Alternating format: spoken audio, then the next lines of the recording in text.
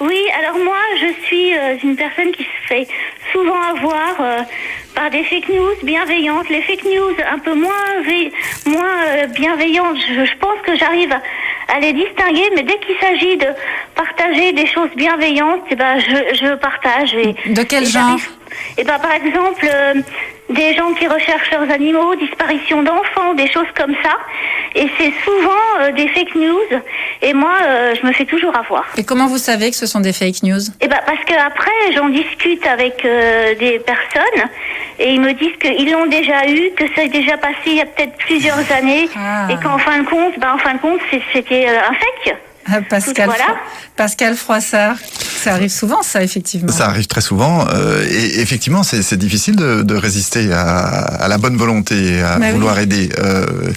Alors, on peut faire ce brave conseil de tourner cette fois son doigt, son index autour de la touche entrée, mais c'est un conseil, qui sert pas à grand chose si on n'a pas les bonnes. Le seul problème que je vois, en fait, moi je trouve ça très sympathique, en fait, comme fonctionnement, de réagir comme ça rapidement. Le seul problème que cela pose, c'est ça fait circuler des messages qui sont potentiellement blessants. Par exemple, justement des enfants perdus qui ne sont pas perdus depuis longtemps. Si le message revient sous les yeux de la famille, ça fait mal. Donc il y a là de l'ordre de la responsabilité.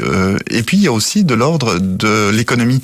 C'est que les plateformes, là, on imagine de quel réseau il s'agit, mais ces plateformes se nourrissent de notre bonne volonté, en fait. Et grâce à plus ils ont de clics, plus ils génèrent de l'argent. Exactement. Plus on va faire suivre ce genre de messages-là, et plus eux, ils vont pouvoir vendre de la pub et donc gagner de l'argent. Vous voulez dire qu'en fait, ce sont ces plateformes elles-mêmes qui créeraient cette fausse nouvelle? Non, elles créent pas, mais elles ne font rien pour le limiter non plus. Et donc ils en profitent parce que c'est comme ça qu'ils nous retiennent sur ces réseaux-là, en nous faisant croire qu'on est utile, en faisant croire on peut changer le monde, alors qu'en fait, si on veut changer le monde, il faut généralement sortir de son écran. C'est difficile de changer le monde dans l'écran, il vaut mieux sortir et aller ailleurs et militer, aller dans une assoce.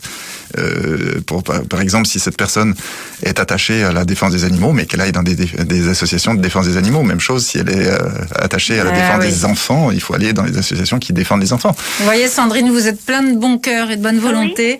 Oui. Mais par contre, je me posais la question, parce que c'est peut-être des publications qui sont apparues il y a quelques années, mais pourquoi ils les enlèvent pas directement s'ils voient que c'est des fakes, plutôt que de les laisser justement circuler comme ça? Pourquoi Parce que moi, j'en ai signalé plusieurs et à chaque fois, c'est pas enlevé. Eh bien, alors vous posez une question qui est assez fondamentale, en fait.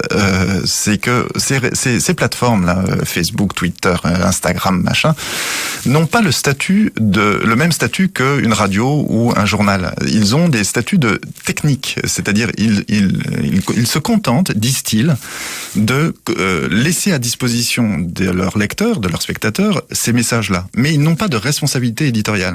Contrairement à une radio, contrairement à un journal.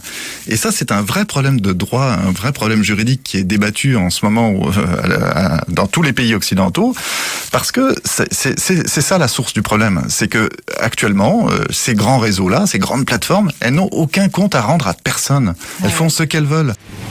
C'est déjà demain sur France Bleu, Églantine Émeillé.